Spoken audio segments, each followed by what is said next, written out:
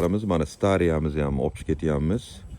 Xudo xolasa sotuvga tayyor. 2025-yil, kraskasi toza. Koreyskiy кругловой beton tonirovkada gibrid motor. Hozir mashinamiz o't oldirilgan holatda. Zadniy kamera, parktronik, hamma yordamchi xavfsizlik assistentlar bilan jihozlangan. Yangi mashina. Mashinamiz pultda ham yuradi. Ichlari mana. Obzori, tahlili sahifamda bor. Turizm, mehmonxona va boshqa biznes uchun yoki shaxsiy ehtiyoj uchun haydama degan uchun zo'r tanlov. Mana mashinamiz o'zi o't oldirilgan holatda turibdi.